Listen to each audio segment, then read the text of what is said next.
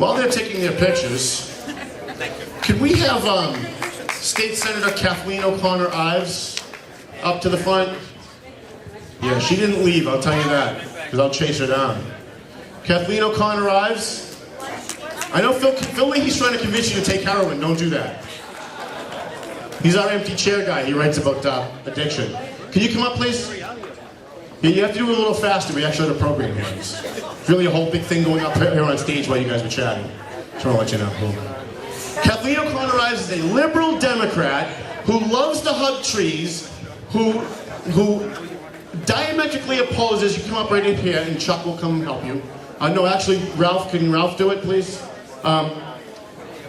She comes into my radio studio, we start talking, she's a liberal, I'm a conservative. But we found a common ground on something.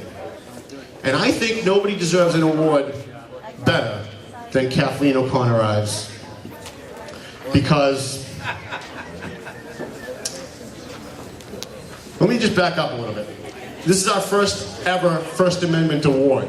And we're giving this award to people who defend the United States Constitution, particularly the First Amendment. Kathleen O'Connor Ives and I had a common ground, and that common ground is we both care about free speech and a free press. I called Kathleen O'Connor Ives after Willie Lantigua refused to give us documents. We went before Judge Murtaugh, and Judge Murtaugh said, geez, you know, we ordered him to do it, but he won't do it.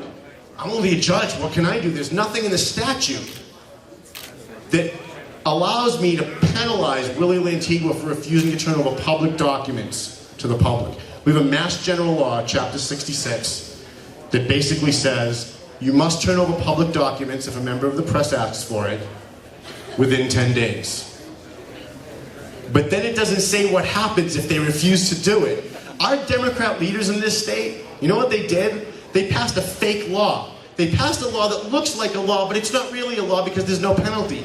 If they have a law that says don't rape and you rape someone and the police knock on your door and go, well, you raped someone, but geez, there's nothing we can do. Don't do it again or we'll get really mad. It's not really a law. Kathleen O'Connor Ives, a left-wing tree-hugging Democrat, took my phone call, encouraged me to write the language to change the law, took my language, submitted it to committee, and 2 weeks ago, it got a unanimous vote out of a joint House and Senate committee. And if House Bill 2846 gets a vote, and gets approved, there will be a $100 a day fine for anyone who doesn't turn over public records when they're supposed to. And if you have to sue a public entity to bring them to court to get those documents, they're going to have to pay your legal bill. So while we're stuck with a $15,000 bill. Where's Dan Rivera? We're still trying to get that paid, actually. Are we going to get those documents, Dan, at some point? You've been mayor for 3 months. I'm just trying to wonder. I know you got a lot to do, but we're still waiting on the documents.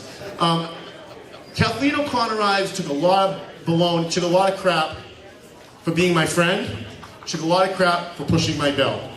And she stood up to her leadership. And now the leadership is on her side. And I think we're going to get a vote, and I think it's going to pass. And I think that if anybody deserves the very first Valley Patriot First Amendment award, it's State Senator, Democrat, liberal Newburyport Democrat, State Senator Kathleen O'Connor Ives.